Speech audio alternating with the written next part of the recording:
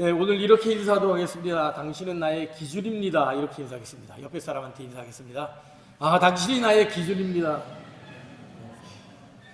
예, 조금 바꿔서 인사해볼까요? 좀 더 실감나게. 예, 당신이 나의 모델입니다. 이렇게 인사하겠습니다. 당신이 나의 모델입니다. 네, 네.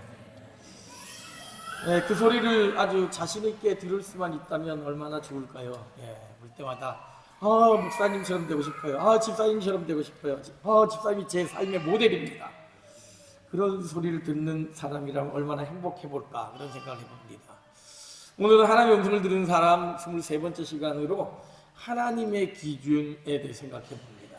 하나님의 사람의 모델이 어떤 것인지, 하나님이 삼으시는 기준이 무엇인지에 대해서 생각해 보는 그런 시간을 가지려고 합니다.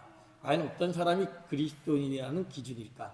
어떤 사람이 정말 그리스도인의 모델일까를 생각해 보려고 합니다. 평생을 농사 지으면서 살았던 한 사람이 있습니다. 그 농부가 이제 나이 들어서 아들에게 이제 그걸 물려주려고 아들을 불러서 밭일에 대해서 가르치는 겁니다. 얘야, 밭을 갈 때는 이렇게 해야 되는 거란다. 그러면서 특별히 밭일항을 갈 때는 땅을 보고서 가는 게 아니고 저 멀리 있는 기준점을 세워놓고 기준점을 향해서 가다 보면 밭 고랑을 아주 똑바로 그렇게 밭을 갈 수 있단다 라고 이야기를 하고 그래놓고 아이에게 소를 맡겨놓고 갔다 왔습니다. 밭이 어떻게 됐을까요? 꾸불렁꾸불렁 하게 돼 있는 거예요. 화가 난 아버지가 이야기합니다. 아니 이 녀석아, 밭을 갈 때 땅을 보지 말고 멀리 있는 기준점을 놓고 그렇게 가밀라 그랬는데 왜 이렇게 꾸불꾸불 거렸냐. 그러니까 아버지 말대로 했어요. 근데 저 멀리 있는 기준점을 삼으려고 그러니까 마땅한 기준점이 없어가지고 저 끝에 그 나무에 매여 있는 염소를 기준점 삼고 제가 밭을 갈았어요. 그랬더니 이렇게 됐네요 라고 이야기를 했습니다. 그 기준점으로 삼은 염소가 이리저리 왔다 갔다 하니까 밭을 가는 것도 이리 갔다 저리 갔다 하게 될 수밖에 없었다는 거죠. 사실 이 일화는 현대를 살아가는 우리들의 모습을 그대로 보여주고 있습니다. 우리가 삼고 있는 기준점, 세상이 이야기하는 그 기준점은 어떻게 됩니까? 어제의 기준이 오늘에는 틀리고 오늘의 기준이 내일에 가서는 또 어떻게 될지 모르죠. 분명히 그것은 죄라고 이야기하던 것이 오늘에 와서는 괜찮다라고 이야기합니다. 옛날에는 괜찮다라고 얘기했던 것들이 오늘에 와서는 그것이 죄라고 하면 안 된다라고 이야기합니다. 사람은 갈팡질팡할 수밖에 없지요. 날마다 변하는 기준이 세상의 기준입니다. 그러나 하나님은 오늘 우리에게도 분명하고도 변하지 않는 기준을 제시하고 있습니다. 우리가 지금까지 살펴봤던 출애굽기는 성막에 관한 이야기였죠. 하나님이 10가지 재앙을 통하여 구원하여 내시고 난 뒤에 시내산에서 성막에 대해서 모여주시고 성막을 지으라고 말씀하셨습니다. 그리고 그 거룩한 성막에 하나님의 영광이 임재하는 것으로 출애굽기가 마무리됩니다. 이제 레위기를 시작하시면서 하나님은 그 임재하신 성막에서 모세를 불러서 이제 너희들이 새로운 땅, 약속의 땅, 가나안 땅에서는 이러이러한 기준을 가지고 살아야 된다는 것을 말씀하시는 것이 바로 레위기입니다. 사실 레위기는 굉장히 복잡하지요. 아주 세밀한 여러 가지 규율들에 대해 소개되어 있기에 우리가 성경을 통독하면서도 가장 읽기 힘든 본문이 바로 레위기입니다. 그러나 그럼에도 불구하고 그 레위기에 나와 있는 그 구절구절 하나의 의미를 깊이 있게 살펴본다면 그것이 우리에게 주는 유익이 얼마나 큰지를 경험하게 될 것입니다. 레위기는 크게 한마디로 말한다면 이겁니다. 그리스도인은 어떻게 살아야 하는가? 그리고 그것을 한 단어로 요약한다면 거룩이라는 단어로 요약이 됩니다. 즉 그리스도인의 삶의 모습, 하나님의 백성의 삶의 모습은 어떻게 살아야 되는가? 거룩한 백성으로 살아가야 된다는 것이죠. 그래서 크게 두 가지로 이야기를 합니다. 제의적인 거룩과 생활적인 거룩입니다. 제의적인 거룩은 제사를 드리는 거죠. 제사를 어떻게 드려야 되는지, 제사를 어떻게 드리는 것이 거룩하신 하나님의 뜻에 합당한 것인지 그것에 대해서 아주 세밀하게 설명을 하고 있고, 그리고 그러면 거룩한 제사를 드린 우리들이 어떻게 거룩한 삶을 일상생활 속에서 살아갈 수 있는지 우리의 생활적인 규범에 대해서 소개를 하고 있습니다. 왜냐하면 이스라엘 백성들은 오랫동안 약 400년 동안 애굽에서 노예로 살면서 자신들의 기준, 자신들의 법, 심지어 자신들의 하나님을 잃어버렸죠. 그렇기에 애굽의 신들을 섬기면서 애굽의 방식과 애굽의 규범에 익숙해져 왔습니다. 그러다가 하나님은 그들을 구원하여 주셔서 새로운 약속의 땅 가나안 땅으로 인도하는데 그 가나안 땅에는 여전히 그들이 살고 있는 가나안 이방 민족들이 있었던 것이죠. 아브라함을 불러서 하나님의 약속의 땅으로 불러줬던 것과는 달리 그것은 이미 이방 민족이 자신들의 규율을 가지고 살고 있었던 것이죠. 그러기에 하나님은 이제 애굽에서 건져낸 구별하여 낸 거룩한 백성들이 이제 하나님이 구별하신 거룩한 땅에서 새로운 법을 가지고 하나님의 법을 가지고 살아가야 될 필요성을 느꼈기에 모세를 통하여 너희들은 이제 새로운 땅, 약속의 땅에서 새로운 기준을 가지고 새로운 법을 가지고 살아가야 된다고 말씀하셨습니다. 그래서 레위기는 이렇게 시작하죠. 여호와께서 모세에게 말씀하여 이르시되, 여호와께서 모세에게 말씀하여 이르시되 라고 말씀하시고 난 다음에 마지막 절에 이렇게 끝납니다. 이것은 여호와께서 시내산에서 이스라엘 자손을 위하여 모세에게 명령하신 계명이니라. 성막에서 모세를 불러 말씀하셔서 하나님 번제에 대해서, 제사에 대해서 말씀하시고 또 여러 가지를 이야기하고 난 다음에 다시 시내산으로 불러서 십계명을 비롯한 것들을 말씀을 하시고 다시 내려왔다가 결국은 하나님이 이스라엘 백성들이 원하는 삶의 양식을 구체적으로 말씀해 주시는 것으로 끝내고 있습니다. 그래서 크게 레위기를 살펴보면 1장에서부터 7장까지가 5대 제사에 관한 겁니다. 제사를 어떻게 드려야 된다라는 것으로 시작을 하고 있고 8장에서 10장까지는 그 제사를 주관하는 대제사장에 대해서 설명을 합니다. 그리고 난 다음에 15장까지는 하나님의 백성들이 어떻게 살아야 되는지 일상적인 거룩에 대해 이야기하고 있고 마지막 27장까지는 대속죄일과 7절기를 비롯해가지고 각 절기를 통해서 어떻게 하나님께 거룩함의 모습을 보여야 될지에 대해 설명을 합니다. 즉, 이 레위기를 통하여서 하나님 거룩히 구별하신 땅과 거룩히 구별하신 시간이 있고 하나님 거룩하게 만든 사람이 있는 것을 보여주시죠. 그래서 그것을 통해 어떻게 살아가는 것이, 어떤 시간에 어떤 장소에서 어떤 모습으로 살아가는 것이 하나님이 원하시는 사람의 모습인지를 보여주고 있는 것입니다. 그래서 그것에 대해 구체적으로 설명을 한 것이 약 613가지입니다. 성경을 보게 되면 613가지의 계명들이 나옵니다. 이렇게 하라, 이렇게 하지 말라 하는데 하라는 명령보다도 하지 말라 명령이 훨씬 더 많이 있습니다. 그러면 우리가 이런 생각이 들죠. 613가지나 되는 계명을 어떻게 다 외우고 어떻게 다 지킬 수 있을까? 여러분 613가지 계명 다 알고 계시는가요? 뭐 서로 사랑하라는 거 알겠죠? 용서하라는 거 알겠죠? 오리를 가자 그러면 십리를 가야 된다라는 정도는 압니다. 제사를 때는 어떻게 해야 된다라는 정도도 알겠지요. 그런데 아주 구체적으로 번제를 드릴 때는 어떻게 해야 되고 화목제를 드릴 때는 어떤 제물을 가지고 어떤 절차를 거쳐야 된다라는 구체적인 세밀한 법들은 잘 모르는 분들이 많을 겁니다. 그러면서 하나님이 이렇게 하라 그랬는데 혹시 내가 잘못하는 건 아닌가 하는 생각이 들 때도 있죠. 물론 그것을 알기에 더 성경을 연구하고 하나님의 법을 더 알아야 될 필요가 있지만 정말 중요한 원리는 뭐냐면 우리가 이 모든 법을 다 알지는 못한다 할지라도 가장 중요한 것만 알고 있으면 된다는 거죠. 그것을 예수님은 뭐라고 얘기했죠? 하나님 사랑, 이웃 사랑으로 얘기했고 사랑으로 이야기를 했는데 하나님은 그것을 다른 표현으로, 사랑의 다른 표현으로 말씀을 하십니다.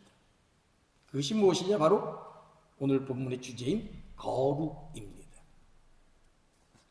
우리가 운전을 할 때 도로교통법을 다 알아야만 하는 것은 아니죠. 운전면허 시험에서 도로교통법 시험을 100점 맞아야만 면허증을 주는 건 아니죠. 한 70점, 80점 정도 맞으면 면허증이 나오죠. 왜 그럴까요? 가장 중요한 원리를 알면 이 사람은 운전할 자격이 있다라고 인정해 주는 거죠. 예를 들면 빨간불에는 가지 말고 녹색불에는 가야 된다라든지 좌회전 신호인지 직진 신호인지 일방통행인지 양방통행인지 정도와 같은 중요한 교통법칙을 알면 우리가 운전하는데 큰 문제가 없는 것처럼 하나님의 나라의 사람으로서 하나님의 법을 지킬 때 중요한 원리가 무엇인지, 어떤 것이 정말 가장 하나님이 기쁘게 여기시는 것인지를 안다면 우리 하나님의 거룩한 백성으로 살아가는데 큰 문제는 없을 거라는 것이죠. 그러면서 하나님이 구약에서 이야기하는 가장 중요한 법칙이 뭐냐? 그게 바로 거룩이라는 것입니다. 사실 사랑도 거룩할 때 나올 수 있는 것이지요. 사랑의 예수께서 말씀하시는 사랑이 어떤 말초적인 사랑을 이야기하는, 감정적인 사랑을 이야기하는 게 아니지. 하나님의 거룩한 사랑을 이야기하죠. 그래서 거룩이라는 단어를 쓰는데, 이 거룩이라는 단어가 히브리어로 카도시라는 말로 씁니다. 헬라어에서는 하기오스라는 말로 쓰여지는데, 이 거룩이라는 단어가 약 1000번 넘게 쓰여집니다. 구약에서 830번, 신약에서 230번 정도가 나옵니다. 근데 레위기의 이 거룩이라는 단어가 90번 사용되어지고, 조금 비슷한 단어 성별하다는 단어가 17번이 사용되어집니다. 즉 거룩이라는 단어가 레위기의 성경 전체의 약 10분의 1 정도가 기록이 되어져 있습니다. 근데 요거를 좀 더 확장을 한다면 거룩과 관련된 동사나 형용사나 명사 이걸 다 포함을 하면 261번이 쓰여집니다. 그리고 거룩의 의미를 담고 있는 구별하다, 소속되다, 나뉘다 라는 단어까지 포함을 하게 되면 이게 200번 정도가 씁니다. 즉 한 500번 정도가, 절반 정도가 이 레위기에 기록이 되었다는 거죠. 즉 레위기에는 우리가 얼마나 하나님의 백성으로 거룩하게 살아야 되는지, 구별되게 살아야 되는지, 세상과는 나뉘어진 존재로 살아가야 되는지를 강조하고 있는 책이라고 할 수 있습니다. 이 거룩이야말로 하나님의 속성을 나타내는 특징이기 때문에 그렇습니다. 이 카도시라는 이 단어는 갈라놓다, 구분하다, 구별하다라는 그런 의미입니다. 그러니까 기본적으로 거룩이라는 뜻이 갖고 있는 건 뭐냐면 다른 사람과 구분된다는 겁니다. 구별한다는 겁니다. 너와 난 달라라는 것이죠. 하나님은 우리를 거룩한 백성으로 삼으셨습니다. 처음에 천지 창조 때 온 우주 만물을 말씀으로 창조하셨죠. 그러나 인간만큼은 진흙을 빚으셨고 친히 생기를 불러넣으셨습니다. 하나님의 형상을 그 가운데 심어놓음으로 말미암아 우리와 동물을 구별시켰죠. 우리는 다른 존재입니다. 그런데 어떻게 됐죠? 뱀의 유혹에 넘어가서 결국 타락하고 그 거룩을 잃어버렸습니다. 이제 더 이상 우리는 하나님의 거룩한 산 에덴에서 살 수 없는 존재가 되었고 우리는 에덴에서 쫓겨난 존재가 된 것이죠. 그러나 타락한 인간을 사랑하신, 그래도 하나님의 형상에 남아있는 인간을 사랑하시사 그 잃어버린 거룩의 형상을 회복시키시기 위하여 어린 양이신 예수 그리스도를 십자가에 달려 죽게 하심으로 말미암아 우리를 구원하여 주셨고 우리는 하나님의 거룩을 다시금 회복하게 된 거죠. 예전에는 모든 인간이 거룩한 백성으로 하나님의 형상으로 지음받았는데 죄 지은 이후로는 하나님의 거룩과는 떨어진 존재가 되어버린 거죠. 그래서 다시금 그 거룩을 회복하기 위하여 예수님이 십자가의 사건을 보내주셨고 이제는 그 십자가 예수 그리스도를 믿는 사람들은 누구든지 거룩한 하나님의 백성이 될 수 있는 은혜를 누리게 된 거죠. 그래서 이제는 우리가 사람 사이에서 구별이 된 겁니다. 예수 그리스도의 십자가를 믿는 사람, 구속의 은혜를 믿는 사람과 그렇지 않은 사람과 구분이 되어지게 된 것이죠. 기본적으로 하나님은 하나님이 믿는 백성들은 거룩한 사람으로 구별하셨다는 것을 이야기합니다. 이것을 쉽게 설명을 하면 아무리 부모가 아이를 사랑한다 할지라도 똥통에 빠진 아이라면 어떻게 하겠어요? 그 아이를 사랑한다라고 똥통에 빠진 아이를 그대로 품에 안고 사랑한다 그래도 괜찮아, 냄새나도 괜찮아 하고 안아주는 부모는 없을 겁니다. 먼저 어떻게 해야 돼요? 똥통에 빠진 아이는 씻겨야죠. 더러운 옷을 벗겨내야 되죠. 냄새나는 것을 벗겨내야 되죠. 깨끗이 씻기고 새 옷을 입히고 어쩌다 너 그랬니? 똥통에 빠졌니? 그러면서 안아주는 것이 부모의 사랑이듯이 하나님은 똥통보다 더한 죄악의 구렁텅이에 빠진 우리들을 구원하시기 위하여서 그 죄악의 옷을 벗겨주십니다. 예수님의 십자가의 보혈의 피로 깨끗하게 씻겨주십니다. 그리고 세마포 옷을 입혀주시고 우리를 사랑한다라고 말씀하시면서 너는 저기 똥통에 빠진 사람과 똥통과는 다른 존재라는 것을 우리에게 말씀하고 계시는 거죠. 그렇기 때문에 그리스도인이 된다는 것은 그저 또 다른 종교 하나를 믿는다, 우리의 삶의 양식에서 뭐 도덕 철학 중에 한 과목으로 우리가 그리스도인이 되는 것이 아니라는 겁니다. 그리스도인이 된다는 것은 완전한 신분의 변화를 이야기합니다. 완전한 삶의 가치가 뒤바뀌는 것을 이야기합니다. 세상과는 완전히 구별된 새로운 삶을 살아가는 것을 이야기합니다. 마치 애굽의 노예에서 해방된 자유민이 되었던 것처럼, 갈 길을 알지 못하는 나그네 인생에서 하나님의 약속의 땅에서 정착하여 살아가는 것처럼 완전히 새로운 삶을 의미한다는 거죠. 그렇기 때문에 우리가 그리스도인으로 살아간다는 것은 그리스도 하나님이 주신 거룩이 우리의 몸에서 자연스럽게 나타나는 것을 의미합니다. 교회에 다닌다고 그리스도인이 아니죠.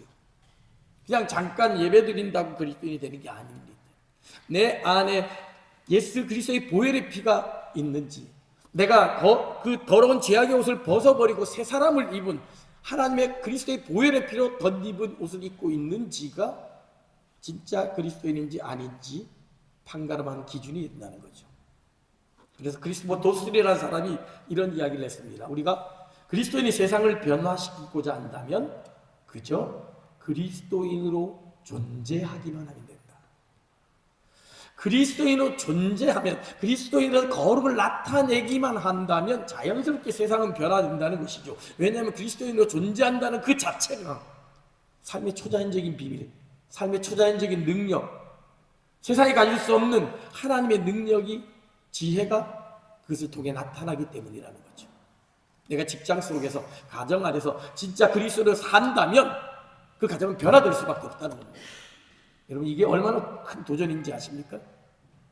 내가 직장을 5년, 10년 다니고 내가 가정을 꾸민 지 5년, 10년이 지났음에도 불구하고 내 주변의 사람이 그리스도인이 아니고 하나님의 영광을 알지 못하고 하나님의 구원에 대해 관심이 없다면 나는 그리스도인이 아닐 수도 있다는 얘기입니다.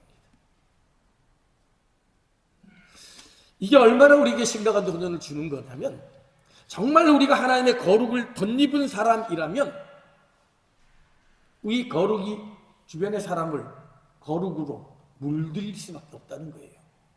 너희는 세상의 소금이다, 너희는 세상의 빛이다라고 얘기하죠. 빛은 주변의 어둠을 물리치는 게 빛입니다. 나만 비치는 게 빛이 아닙니다. 소금은 주변의 사람들을 물들여가지고 맛을 내게 하는 게 소금입니다. 그런데 내가 있음에도 불구하고 주변에 물들지 않는다면, 그리스도의 보혈의 피로 물들지 않는다면 나는 가짜 소금, 가짜 빛일 수 있다는 거죠.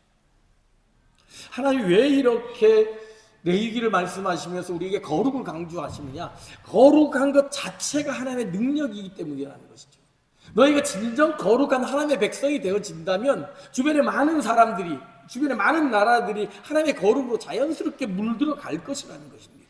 그러기에 너희가 진짜 거룩이 되어야 된다고, 진짜 하나님의 백성이 되어야 된다라고 강조하고 있는 것이죠.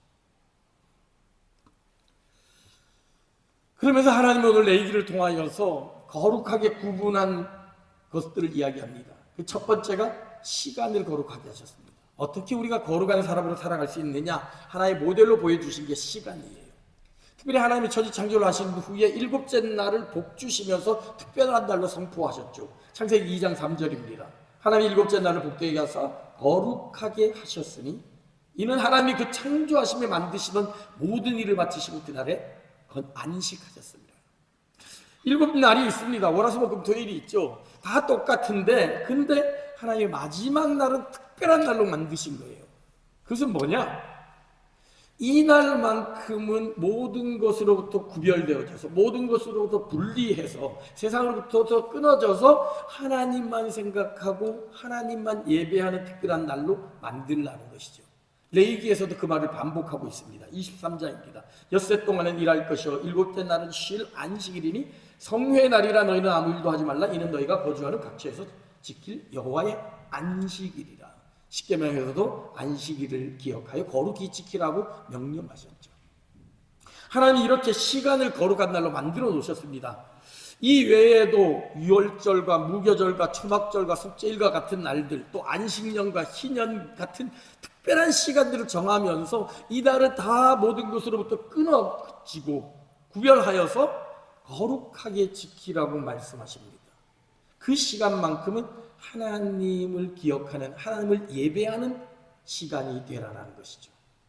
물론 이것이 성경의 신약에 와서는, 은혜의 시대에 와서는 그 거룩의 시간이 확장되어집니다. 안식일만이 거룩한 날이 아니고 모든 날이 거룩한 것이고, 이 날이 특별히 중요한 것이 아니라 하나님이 지으신 모든 날들이 다 중요한 날이다라고 말을 하는데, 이전에 설명했던 것처럼 그런 캐톨릭적 왜곡과 개신교적 왜곡에서 벗어나려면 그 정신을 기억하며 우리가 월요일을, 화요일을 주일처럼 지내고 그 주일의 정신으로 일주일을 살아가라는 것이 하나님의 뜻이라는 것이죠.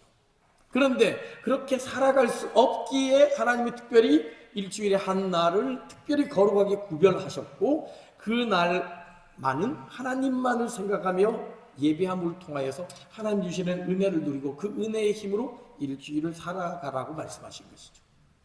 이것의 연장선상에서 두 번째로 거룩하게 구별한 것이 장소입니다. 첫 번째 시간을 구별하셨다면 두 번째 장소로 구별하셨어요. 그 장소에 특별히 구별한 장소가 어디예요? 우리가 지난 시간에 살펴봤던 출애굽기에서 나왔던 성막입니다. 하나님은 하늘에 계셨죠. 그리고 특별한 때만 말씀하셨습니다. 내려왔다 올라갔다 하는 것처럼 느껴집니다. 그런데 하나님께서 모세를 통하여 광야의 성막을 지으라고 말씀하시죠. 사실 가나안 땅에 정착하고 난 뒤에 해도 되는데 불구하고 왜 성막에 하셨을까? 굳이 불편하게 계속 이동 성막인데, 텐트인데 옮겨야 되는데 불편하게 하셨을까? 가나안 땅에 들어가기 전에 하나님의 거룩한 백성으로서의 정체성을 갖추게 하기 위하여서 하나님은 초라하지만 조각막, 가시나무 같은 그 나무를 가지고서라도 성막을 만들라고 말씀하셨고, 그 성막에서 이스라엘 백성들을 만나 주시겠다고 약속하셨던 거죠. 그러니까 이스라엘 백성들이 그 400년 동안 애굽의 노예 생활을 살다가 하나님이 누군지도 잃어버리고 살다가 놀라운 기적을 봤어요. 와, 하나님 10가지 재앙을 통해서 홍해를 가르면서 대단하구나 라는 것을 봤어요. 근데 광야 생활을 하다 보면 또 하나님을 잊어버리고, 물론 하늘에서 만나와 메추라기 내려주시지만 하나님이 그냥 먹을 거 주는 분이구나 라는 정도만 알 것 같아서 하나님이 어떤 분이신지, 하나님과 대화하기 위해서는 어떻게 해야 되는지를 알려주시기 위해 매우 초라한 그 성막을 만들어 놓으시고 그곳에서 내가 너희와 만날 것이라고 약속하셨던 것이죠. 그 장소, 그 성막의 약속의 땅을 성막을 만들어 놓으심으로 말미암아 나중에 너희들이 약속의 땅에 들어가게 되면 하나님의 성전을 지을 것이고, 그곳에서는 영원히 하나님 거하시면서 하나님과 교제하는 장소를 내가 만들 거다고 말씀하신 거죠. 이것도 역시 신약에 와서는 모든 장소가 하나님의 장소가 되고, 무엇보다도 우리 몸이 하나님의 성령이 거하시는 거룩한 성전으로 우리를 불러주시죠. 그래서 우리는 어느 곳이든지 하나님을 예배하는 성전이 되어야 될 것이고, 그것이 우리의 가정이, 우리의 직장이, 우리가 있는 모든 곳이 다 하나님이 거하시는 성전이 되도록, 거룩의 장소로 바뀌도록 우리가 거룩한 제사장의 역할을 감당해야 될 사명이 우리에게 있는 것이죠. 마지막으로 세 번째 하나님이 거룩하게 하실 것이 사람입니다. 특별히 레위기는 제사로 시작을 합니다. 하나님 모세에게 말씀하시죠. 뭔 말을 하냐 그러니까 바로 제사 드릴 것을 이야기합니다. 오늘 본문 번제를 시작으로 해서 소제와 화목제와 속죄제와 속건제 5대 제사를 쭉 이야기합니다. 그 이후로 대제사장이나 여러 가지들을 이야기하거든요. 그러면 하나님 왜 제사 드리는 것으로 먼저 레위기를 시작하셨을까요? 레위기는 그리스도인의 삶의 원리, 삶의 양식에 대해서 설명했다 그러는데, 그렇다면 너 하나님의 백성으로서는 이렇게 살아야 되고, 뭐 용서해야 되고 사랑해야 되고 이웃과의 관계는 어떻게 해야 된다, 이런 생활 규범이 아니라 왜 제사로부터 시작을 했을까요? 하나님의 삶의 원리의 가장 기본이 제사를 드리는 것에서부터 시작되기 때문입니다. 하나님은 정해진 시간에, 정해진 장소에, 정해진 사람들이 하나님께 예배할 때 하나님을 경험하게 되고, 그 하나님을 경험함으로 말미암아 하나님이 주신 지혜와 능력으로 이 세상을 살아갈 능력이 생긴다는 것을 깨우쳐 주기 위함이죠. 하나님 특별히 아론의 후손들을 제사장으로 구별하셨고 이들을 대표해서 예배를 받으셨습니다. 그리고 그 예배 드리는 모든 이들이 하나님의 거룩에 들어오도록 은혜를 베풀어 주신 거예요.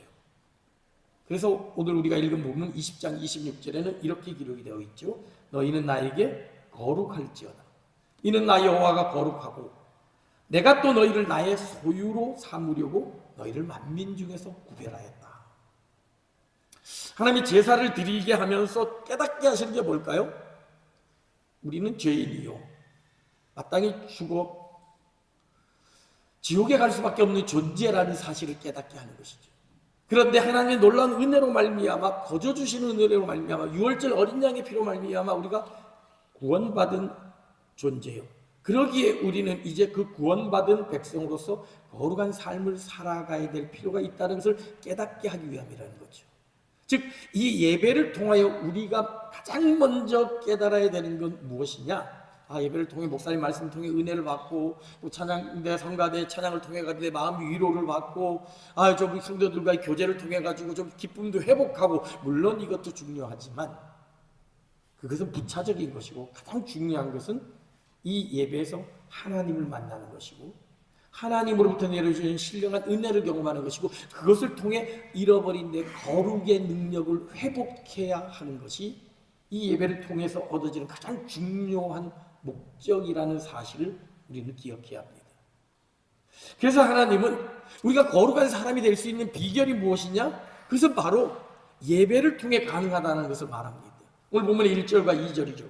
여호와께서 해막에서 모세를 부르시고 그에게 말씀하여 이르시되 이스라엘 자손에게 말하여 이르라. 너희 중에 누구든지 여호와께 예물을 드리려거든 가축 중에서 소나 양으로 예물을 드릴지니라. 모세에게 말씀하신 가장 첫 번째 말씀이 무엇이냐? 회막 안에서 회막이 다 지어지고 난 뒤에 이제 이스라엘 백성들에게 이제 너희들이 하나님의 거룩한 백성으로 살아가야 되는데 어떻게 살아가야 되느냐? 예배를 드리라는 것이죠. 예배를 드릴 때 하나님의 거룩한 백성의 삶의 비결을 발견하게 된다는 것이죠. 번제를 비롯해서 속건제, 속죄제, 화목제, 소제 이런 제들을 통해서, 이런 번제들을 통해서, 예배를 통해서 하나님과의 교제가 이루어지게 되고 하나님의 뜻을 깨달아 알게 되어지고 하나님의 은혜를 누림으로 말미암아 하나님의 거룩의 능력으로 이 험악한 세상, 이 죄로 가득한 세상을 넉넉히 이기며 승리하는 삶을 살아갈 수 있다는 것이죠. 그래서 예수님은 이렇게 말씀하십니다. 아버지께서는 자기에게 이렇게 예배하는 자들을 찾으신다. 예배하는 자들을 찾으시고 그 예배하는 자들을 통해 하나님 역사하신다는 것입니다. 그러기에 레위기는 이 제사를 설명하는 것부터 시작합니다. 오늘 본문에 우리가 읽었던 본문 번제부터 시작을 하죠. 1장에서 소의 번제에 대해서 우리가 나오고 이어서 양이나 염소 번제 그리고 새 번제에 대한 이야기가 나옵니다. 자, 이 번제를 통해서 배울 수 있는 교훈이 무엇이냐? 이 예배를 드리는 목적이 무엇이냐? 오늘 본문에서는 9절에서 이렇게 이야기합니다. 제사장은 그 전부를 제단 위에서 불살라 번제를 드릴지니 이는 화제라 여호와께 향기로운 냄새니라. 이 향기로운 냄새는 어떻게 됐냐? 3절을 보게 되면 회막문에서 여호와 앞에 기쁘게 받으시도록 드릴지다 이렇게 이야기하고 있습니다. 즉 우리의 예배를 통해서 하나님은 기쁘시게 받으시는 향기로운 냄새를 맡는다는 것이죠. 즉 예배의 가장 근본적인 목적이 무엇이냐? 우리의 번제를 통해 하나님을 기쁘시게 하는 것, 그것이 예배의 가장 중요한 목적이라는 것이죠. 그럴 때 하나님은 그 예배를 기쁘게 받으시사 우리에게 복을 내려주시고 은혜를 내려주시사 우리가 거룩의 능력으로 덧입게 되어지고, 그래서 그 거룩의 능력으로 우리가 용서할 수 없는 사람을 용서하게 되고 참을 수 없는 상황을 참게 되고 이해할 수 없는 상황을 깨달아 알게 되므로 말미암아 세상과는 구별된 존재로 살아가게 된다는 것이죠. 특별히 오늘 본문 우리 이 번제에는 중요한 예배의 원리가 몇 가지 나와 있습니다. 첫 번째 예배 원리. 그럼 우리가 어떻게 예배 드려야 되냐? 오늘 우리가 이렇게 예배 드리는 게 하나님 기뻐하시는 번제일까? 한번 생각을 해볼 수가 있습니다. 오늘 하나님이 우리에게 말씀하신 예배 원리 첫 번째 원리는 모두를 위한 예배, 모두가 드리는 예배입니다. 오늘 본문에서 2절에서 이렇게 이야기하고 있죠. 이스라엘 자손의 말하여 이르다 너희 중에 누구든지 여호와께 예물을 드리려거든. 누구든지 예물을 드릴 수 있습니다. 지난주에 보았던 여러분 성막의 그림을 아마 떠올려 보시면 쉽게 이해할 수 있습니다. 하나님께서 성막을 아주 구체적으로 말씀하셨죠. 지난 시간에 우리가 성막의 뜰에 대해서 보았는데 어떻게 되죠? 울타리로 쳐져 있는 직사각형의 성막이 있습니다. 거기에는 문이 오직 하나밖에 없었죠. 9m 이르는 동문입니다. 예수 그리스도의 유일한 길이신 예수 그리스도를 상징하는 길이죠. 그 길을 들어서면 뭐가 나오죠? 제일 먼저 만나는 게 뭐였죠? 우리가 봤잖아요. 아무도 모르는, 아무도 기억이 안 나요. 성막을 해서 동문을 열고 딱 들어가면 첫 번째로 만나는 게 뭐라 그랬어요? 번제단이라고 했잖아요. 우리가 들어올 때 헌금통을 만나는 것과 같이 번제단을 만나고 번제단에서 우리가 거기서 예물을 드리고 그리고 그 뒤에 물두덩이가 있어서 씻고 하고 제사를 드리게 되죠. 그리고 그 안에 들어가면 성소가 있고 지성소가 있다라고 했습니다. 그러니까 누구든지 성막 안에 들어가면 가장 첫 번째 만나는 것이 번제단이죠. 그래서 제가 지난 시간에 제안을 했던 것처럼 여러분이 들어올 때 이 헌금은 그저 내가 가지고 있는 물질의 일부를 드리는 것이 아니라 번제단에서 내 몸을 태우듯이 이스라엘 백성들이 자기를 번제로 못 드리니까 동물을 대신 태워서 소나 양이나 비둘기를 태운 것처럼 그 마음으로 하나님 앞에 나의 죄를 고백하고 회개의 기도를 드리고 또 나를 구원하여 주신 은혜에 대해 감사하고 나의 이제는 세상의 사람이 아니요 옛사람이 아니라 새 사람으로 살아가겠다는 헌신의 결단으로 종이에 기록을 하고 그것을 헌금통에 넣는 것으로 번제 의식을 드리고 예배에 들어오자라고 권면했던 이유가 바로 여기에 있는 거죠. 하나님은 그 번제단을 어디에 두셨느냐? 뜰에 두신 겁니다. 하나님은 그 번제단을 성소나 지성소에 넣지 않으셨어요. 성소나 지성소는 누가 들어갈 수 있죠? 제사장만 들어갈 수 있습니다. 일반 백성들은 못 들어옵니다. 성막에 들어오는 사람은 누구예요? 구원받은 하나님의 백성들이 들어올 수 있는 거죠. 그래서 이 성막 밖에 있는 뜰 밖에 있는 사람들은 예배를 드릴 수가 없어요. 그래서 열린 예배는 진짜 예배가 아니라고 말씀드린 이유도 여기에 있는 거죠.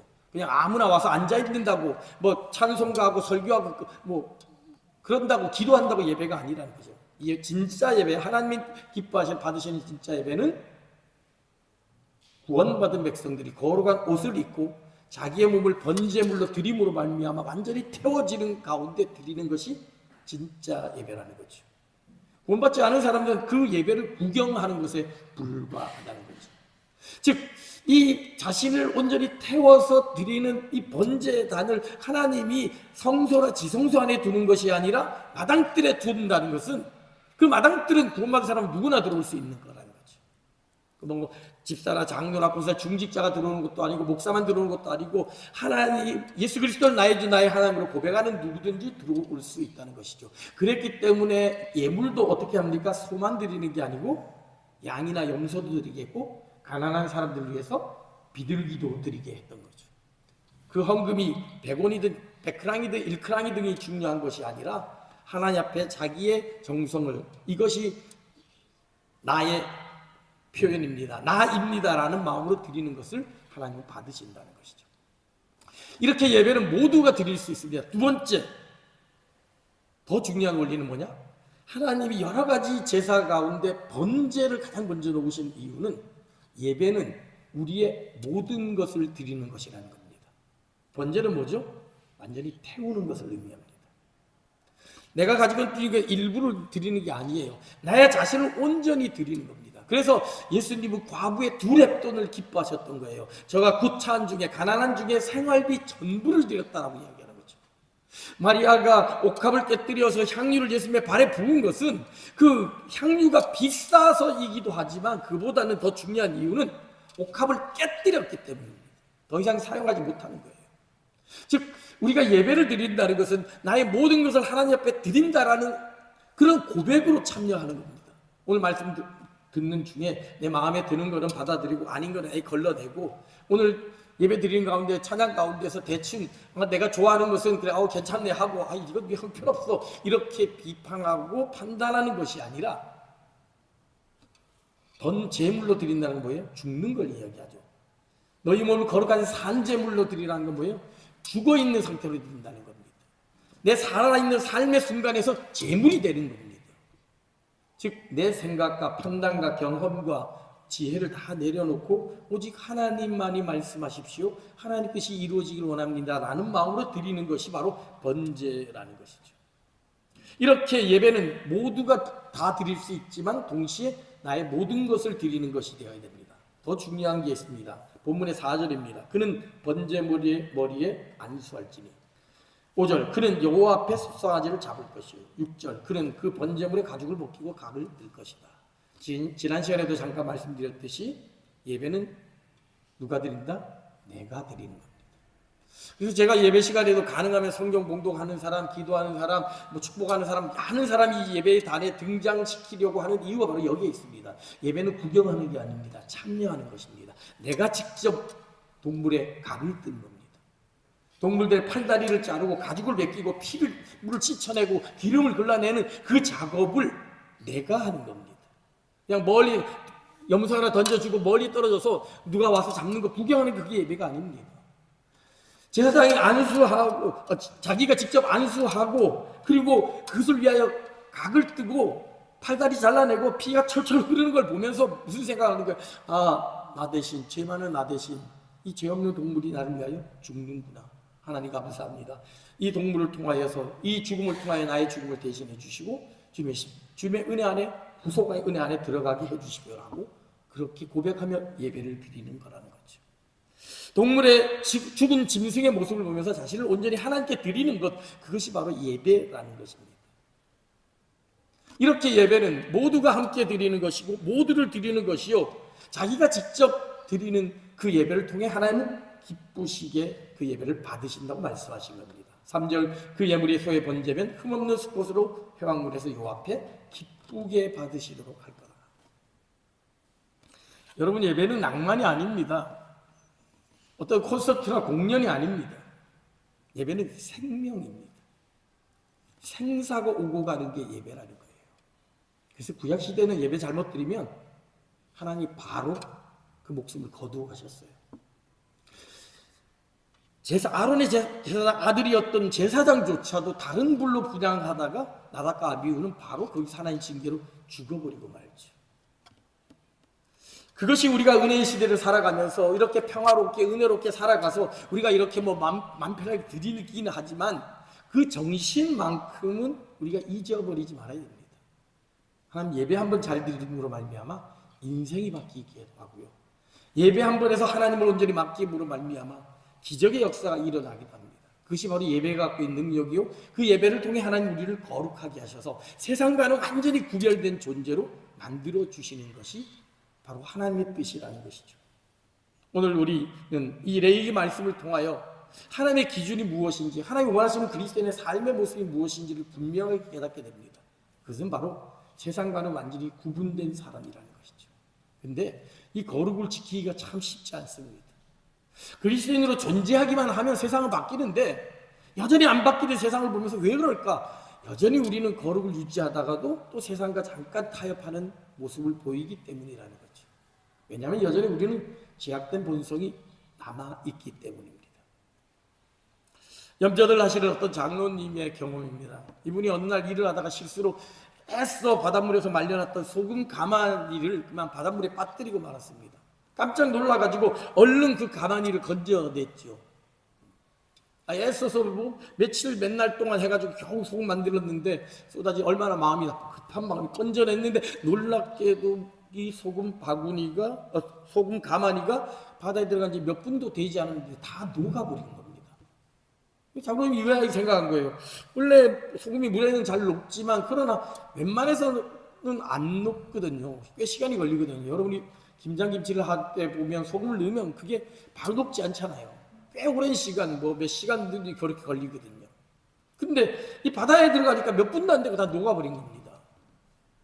그 사실을 보면서 깨달은 게 뭐냐면 이 소금이라는 것이 원래 바다에서 건져낸 거기 때문에 담수 민물에서는 잘 안 녹아도 바닷물에 가면 바로 녹아버린다는 사실을 깨달은 거예요. 실제로 여러분 한번 실험을 해봐셔도 돼요. 민물하고 바닷물을 갖다 놓고 소금을 뿌리면 어디가 빨리 녹는지. 소금에 바닷물에 넣은 소금이 훨씬 더 빨리 녹습니다. 이 사실은 우리에게 어떤 교훈을 주냐면 우리는 거룩한 백성이죠. 근데 그 거룩한 백성인데 어디서 거룩한 백성이 됐죠? 죄악에 빠진 세상으로부터 건져내어 구원받은 하나님의 백성입니다. 즉 우리의 본성은 어디에 있어요? 세상입니다. 바닷물과 같은 세상입니다.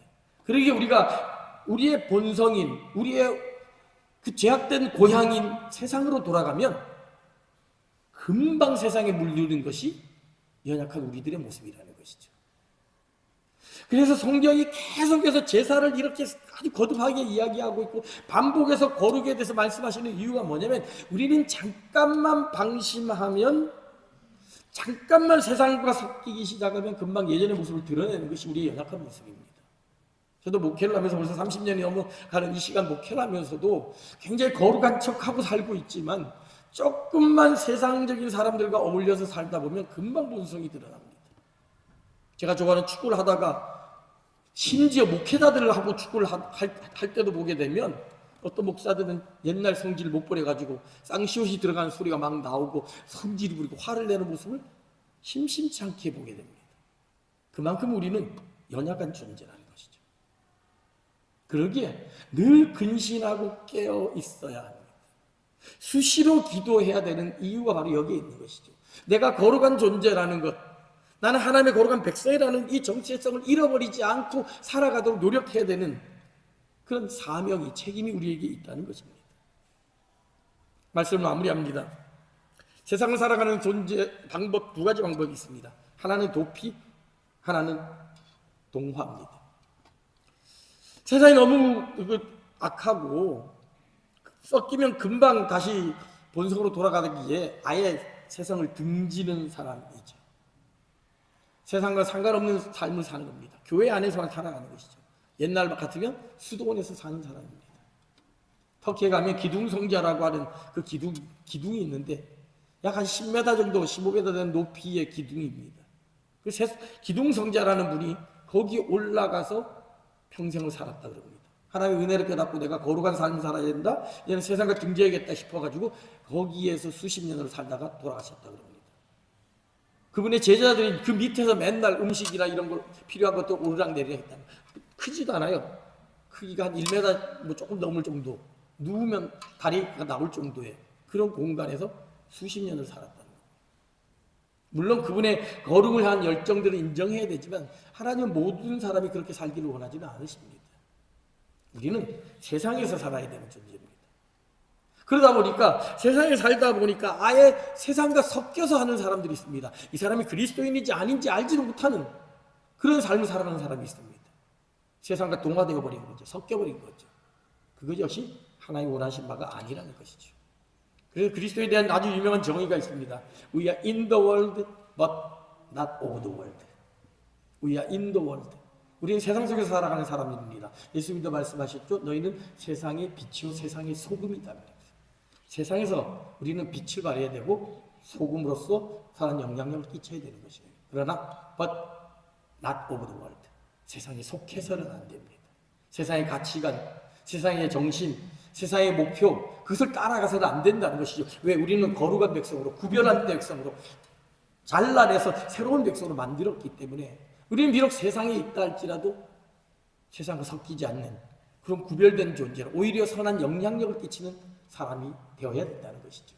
빛이 어둠 속에 들어가면 어둠을 물러나게 하는 것이죠. 근데 어둠에 오히려 갇혀서 빛을 잃어버린다면 그것은 진정한 빛이 아닐 것입니다. 오늘 우리는 이 레위기의 말씀을 통해 하나님의 기준이 무엇인지를 보게 됩니다. 그것은 세상에서 건져낸 우리들을 세상과는 다른 거룩한 존재로 살아가도록 하신 것이라는 것이죠. 그 거룩으로 세상을 거룩하게 만들라고 하나님 우리에게 명령하시는 것입니다. 그래서 칼빈은 이런 이야기를 했습니다. 거룩한 자 아닌 믿는 자가 있을 수 없고 반대로 믿는 자 아닌 거룩한 자가 있을 수 없다. 믿는 자라면 거룩한 자가 되어야 될 것이고 거룩한 자는 반드시 믿는 자라는 것이죠. 즉 내가 거룩한 자인데 예수를 안 믿어. 저 사람 정말 거룩하고 성실하고 도덕적으로 흠이 하나도 없는 사람인 것 같아. 근데 예수 안 믿어. 이 사람이 있을 수 없다는 거죠. 다 위선이요 가식이라는 것이요. 그 속에 들어가면 온갖 음흉함과 더러움이 있다는 것이죠. 반대로 난 정말 예수님을 신실하게 믿어. 나는 어렸을 때부터 예수님을 믿었고 예배도 빠지지 않았고 신실하게 생활해. 그런데 거룩한 모습이 안 나타난다? 그것도 가짜 믿음이라는 것이죠. 진짜 믿는 사람이라면 거룩이 자연스럽게 나타나야 되는 것이죠. 소금이 짠맛을 내는 것이 진짜 소금이지, 짠맛이 없으면 길가에 버리는 것과 마찬가지예요. 빛을 발하는 것이 진짜 빛이지, 그 빛을 자기 안에만 가두고 있다면 진짜 빛이 아닌 것과도 같다라고 할 수 있을 것입니다. 오늘 성경은 우리에게 분명하게 정체성, 우리의 기준을 이야기합니다. 그것은 세상과 대충 구분해가지고, 세상과 대충 비교해서 이 정도면 됐다라는 정도가 아닙니다. 완전히 분리된, 완전히 구분된 존재라는 것. 나는 세상과는 완전히 다른 존재라는 사실을 우리는 기억해야 됩니다. 그럼 어떻게 우리가 그 다른 존재가 될 수 있을까요? 날마다 하나님 앞에 나와 예배를 드림으로, 하나님 앞에 나와 예배를 드리며 하나님과 교제함으로, 나를 거룩한 산제물로 드림으로 말미암아 이제는 내가 사는 것이 아니요 내 안에 사신 그리스도께서 사는 것이라는 고백을 하며 살아갈 때 어느 순간 우리의 삶은 나는 없고 예수만 사는 그런 삶을 살아가게 될 줄로 믿습니다. 오늘 우리에게 주신 그 말씀은 다시 한번 읽으며 말씀을 마무리합니다. 20장 26절 말씀 우리 함께 같이 읽겠습니다. 우리 나와 있는 건 있습니다. 시작. 너희는 내게 거룩할지어다. 이는 나 여호와가 거룩하고 내가 또 너희로 나의 소유를 삼으려고 너희를 만민 중에서 구별하였습니다. 아멘. 오늘 이 말씀